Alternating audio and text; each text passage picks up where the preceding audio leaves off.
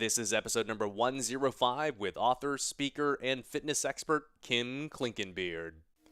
Hello everyone, I'm Julian Placino, and welcome to the Pathways to Success podcast, where I interview experts on leadership, personal development, business, health and fitness, and many other topics to help you find your unique pathway to success. Having a deep recruiting background, I leverage my ability to attract top performers and conduct in-depth interviews to uncover the secrets to success from a highly diverse group of experts, then share these lessons to help you find your unique pathway to success. Thanks for tuning in, and I'm looking forward to connecting with you soon on the Pathways to Success. This episode is brought to you by the book For You From Me, written by Raj Daniels. I featured Raj on episode 88 of the podcast and can genuinely say he's one of the most uniquely interesting and wise people I've ever met.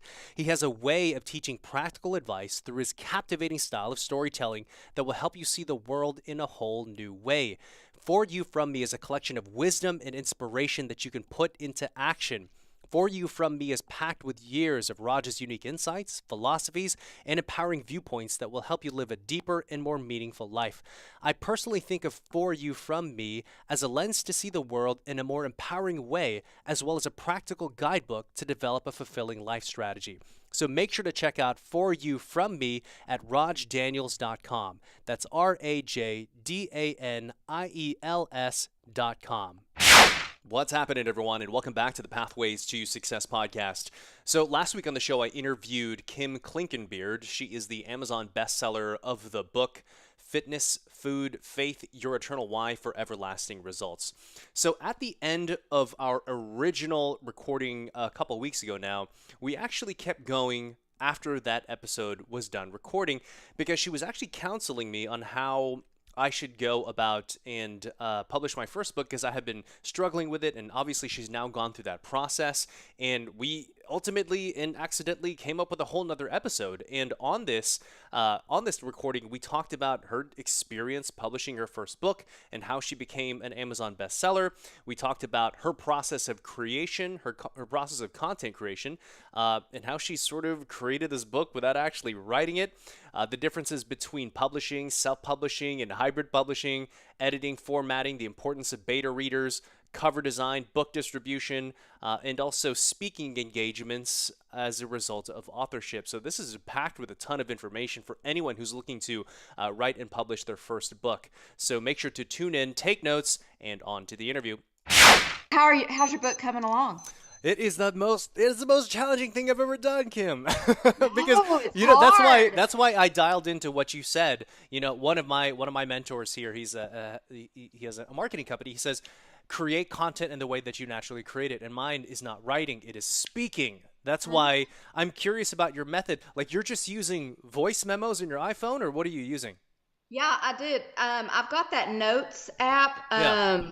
And I just click the voice recorder on it, and it types it as you speak it. Now, it doesn't speak West Texan very well, but I kind of can figure out what in the world it's saying. Yeah. But and then I literally just emailed it to myself, and seriously, then it's typed up already, and you're not having to, kind of try to dictate and then type from dictation. That was daunting for me.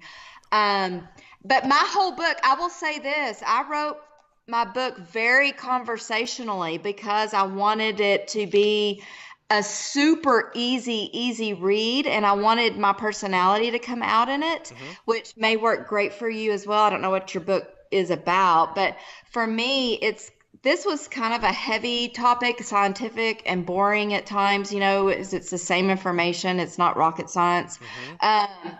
But I really wanted my personality to come out in it. So I wrote it conversationally, and my publisher hated it.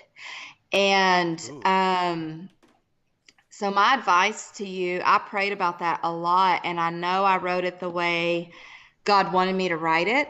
And I finally got to the point to where I just said, I understand it's not typical, and I don't care. No offense.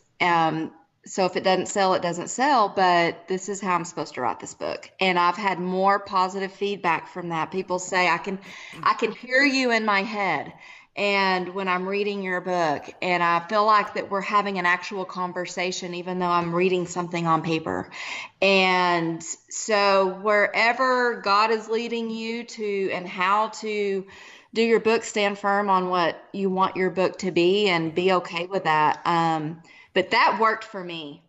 Hmm. And that's how I'm doing my devotional too. It's how I've done a lot of my intros to the cookbook and stuff like that, is just spoke it Yeah. into being, and emailed it to myself. And then I started compiling into categories, and I just had this crazy amount of content, and then you just filter through it, and some of it works and some of it doesn't, but it's was the way to go for me. And So how yeah. did you go about, I guess, working with a publisher versus going the self-published route? Well, it was actually kind of a hybrid situation. They've got hybrid publishing now, which it was totally a fit for me. So what Huh. I did was I hired Archangel Publishing, and I had a good friend who, I had a lot of friends read for content and then just kind of read for basic mistakes. And then I had a good friend who was an editor. She edited the book for me as well. And again, it's your book. You can, keep or release those edits. And that's part of the good thing about the hybrid publishing, is you don't have to totally do rewrites. They don't have 100% control, and you get more royalties. So I hired Archangel after I was happy with the manuscript and edited it for the final, which you'll edit 8,000 times. And they formatted it for me. So they did the book, they designed the book cover and the back, they designed the inside, and formatted it for book, paperback print and Kindle, ebook, PDF, all of that. They did all that formatting, which was a nightmare. I couldn't figure it out. I didn't want to know how to figure it out. And it wasn't very expensive. It was about $2,000. My book's about 280 pages. And then I uploaded it. They gave me all the files, and I was able to upload it to Amazon. And it was a super simple process. But don't try to, unless you're good at that, I would say don't try to format it yourself. Even if you're self-publishing 100%, man, hire that out. It looks so much more professional, and it sits on the page right, and it's just so much easier, because I spent probably 4 months really trying to figure out how to do that, and reading books and watching tutorials, and I was like, I I almost quit a bunch just from that, So I liked that way. That worked for me. There's several hybrid publishing companies. Archangel, I would recommend looking into, because they didn't like the way I did my table of contents. They told me I needed to do a rewrite, and I was very open and honest, and I was just like, okay, that's very overwhelming to me. I need to process that. Give me a day to just sit and process that before I say something I regret, And within that time, because I really had my table of contents didn't line up traditionally like normal books do. They really want to do that. Traditional publishing really wants everything to be exactly like everybody else's. And I'm not like everybody else. I'm a little bit of a weirdo. So, I had the guy who was formatting it call me back and just said, you know what? I figured it out. We can keep your table of contents the same. You don't need to do rewrite. I figured it out, and I'm actually really glad, because I will be able to use this on other projects. So thank you for standing firm on that. And I was like, yes, because my table of contents was very important to me, because I wrote it in the way that I like to use this type of book. And so I don't want to read the whole book necessarily. I want a table of contents that I can easily find an answer to my question. And so just, work with someone who's willing to work with you and understand your vision, whether it's traditional and fits the mold or it's not, because I figured out I don't typically ever fit the mold. And so you may not either, but That's my advice on that, is just make your book what you want it to be.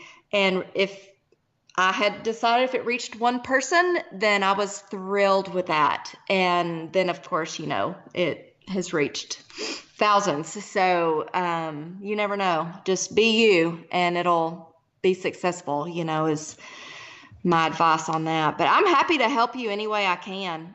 If you need a reader, that was huge help for me, is having people read for content, because you know what you're saying in your head and it may not come out on paper right, and so especially for people who don't understand the field or whatever it is you're writing your book about, it may not come across well. So that's, yeah, have a lot of people, beta readers and people you trust that,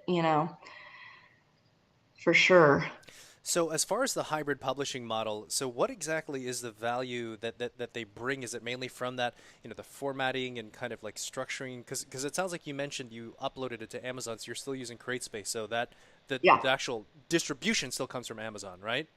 it did. In this case, it did. And I had looked into two other hybrid publishing companies Yeah. too. And they had a little bit more control. You had to submit and they had to approve your publication, which this one that I used did too, but not quite as strictly regulated as this other one that I was using. And they also wanted royalties, and they also wanted a high fee. Now they claimed that they would do a lot of your marketing for you, but everything that I researched really was saying, yeah, you're still going to have to do it anyway. So for me, I wasn't willing to pay another 2,000, 2,500 bucks for something that I was probably going to end up having to do anyway. Right. So it was more of cost efficiency.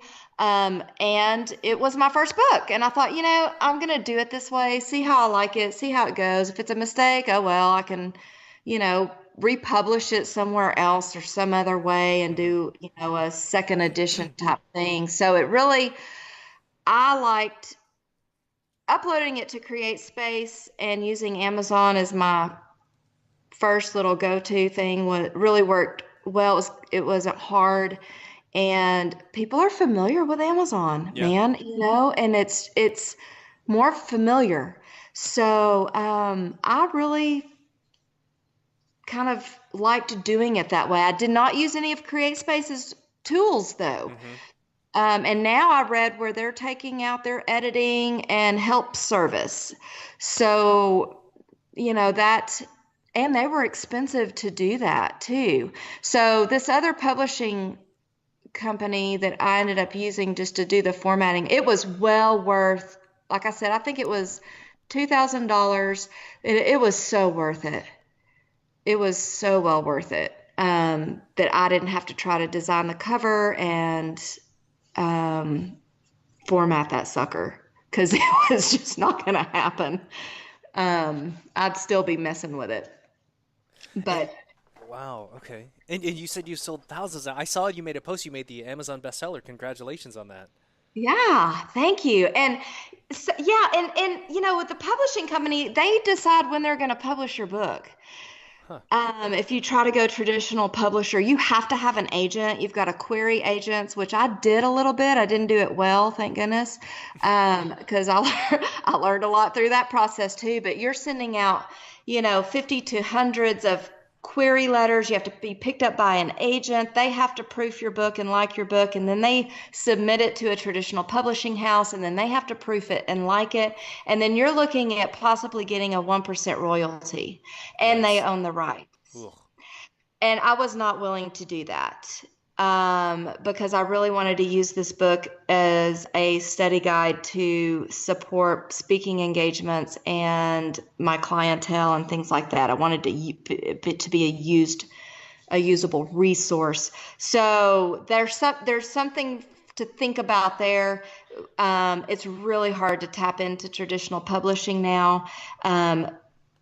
So I wanted it to look really professional, like a traditional published book, but at the same time, I wanted the rights to it, and I also wanted really kind of the control over how it was used and produced and put out there and when. I was able to put it out when I wanted to, which, as you know, strategy and is super important on when your book's released. But I will say this, I hired someone to do a book launch for me as well. Um, so, oh, it's the Amber with NG, Oh, NG. Amber. Yeah. Yeah. I hired Amber to do my stuff. Oh, that's Uh, great. yes, Did I hire create that her. introduction? I forgot. I think I was like Facebook creeping you a little bit when Josh was like, go stalk my cousin on there. He's kind of in a similar thing. And I was like, oh, okay. And so I kind of think I looked you up and then I saw your website. I was looking for a website person and I was seeing, and then I listened to your stuff and I was like, okay, I want to use his person, whoever you're using. I didn't know how you were doing it, but I just kind of backtracked until I found her. And so she did do my website. She did do my book launch. Now, the videos, I don't know if you saw my stuff or not, but the funny little videos of me in the book, I did all of that. But she helped with the marketing, with the launch strategy, and did all of that. And it was worth it. She She's did good. really good at She's that. that's Yeah. see, I didn't know that she actually did that, but yeah, no, she does my website. I talk to her every so often. She's fantastic. I love Amber. I think, for me, it was important to have someone that understood me instead of having like six different people working on six different parts of my business. Yeah, right. I really liked the idea of having one person who could get to know me, knew my personality, knew my message, knew my platform, and make everything really cohesive. And we work really well together. I really liked her and she gets me. And she understands that I'm technologically challenged and that I don't get it. And that I don't want to get it. I have enough. And so I'm like, girl, I don't even want to know. Just fix it. So I'm not a micromanager. You're a Yeah. grown up. Just get it done. I don't care. So and I gave her a lot of creative control. I was like, the market. I don't know. Just make it look right. And so and then I interject my personality with a goofy little book trailer and funny little stuff like that I did on my own. But hire her to do your book launch if you really want some strategy into launching and it's important to be a bestseller for you. Hmm. That to me opens doors. So that was important for me. It accredited me more, I thought. So I was willing to spend the money to do that, and it proved well for me. But I'm happy to help you with your launch or anything else in that realm that you know, want to tap my brain for. I'm not by any means an expert, but I'll tell But you you've what I done it. did. You've created the result, and you're an Amazon Yeah, bestseller. And that did not just happen haphazardly. There was a process, and now you have experience. And yeah, I would love to yeah, lean on you when I eventually do this. And I think that's it right now. It's like I have all this. It just needs to be captured and put into written text right now at this point. You know what I yeah, mean? yeah. Because I get overwhelmed by just sitting in front of a laptop and typing. It's so Mm-hmm. hard for me, right? But as you can see Yeah. through conversation engagement, this is probably, I don't know, 1,000 words that we've had already, just talking through things. So, Oh my yeah. goodness, it's so much easier. I tell you what, because I am so ADD and like my laptop's in the kitchen because we have a home office and I'm like, I'm gonna die in here. I feel like claustrophobic. So I just moved. I'm spread out in the kitchen because that's where I feel creative and engaged. And so, just and I'm a pacer, and you can't really pace and type. I mean, there's going to be long nights of typing ahead of you, but like I said, man, I probably wrote, I would say a good two-thirds of that book talking on my phone. So there's there's something to be said for that little voice app thing, and it types it up for you. I'm all for it, you Yes, know. and it transcribes it into text. So then you edit it, and then yeah. Yeah. And it would just, I'd save the subject line as fitness book or whatever and just kept emailing it to myself. And I did that for at least 2 months. Hmm. Um, because to sit down and write for me, I'm like you, it's daunting. It's a tedious, I'm not good at tedious tasks. Me neither. And so it's just, ugh. But And then once I'm in that mindset, I'll sit and write for 4 days straight, Hmm. because I want to get it over with. But use that voice thing. See if that doesn't help you. And then you can copy paste and you can edit right off your email, and then you can stick it in a folder and put it into a chapter and or delete it or stick it somewhere. I saved all my notes. I will say that too. Hmm. I have a folder that's got everything, bits and pieces, because it may be a sentence or it may be a paragraph or it may be, 60 pages worth of me talking. But I saved it all. A lot of it didn't make it into the book. Um, I just stuck it in another file that was, not in the book file, that comes up later. Maybe it's a blog post. Maybe it goes in the cookbook. Maybe it's, I'm writing a devotional to go with the Fitness Food Faith book. I'm writing a Fitness Food Faith devotional right now that'll be out in the next few weeks. So you never know where you're going to use that. Hmm. A lot of it I used on my website or as a marketing thing. It didn't actually make it necessarily into the book. So just record it. You never know where it's going to come up later, and stick it in a file. And it was easy, way easy.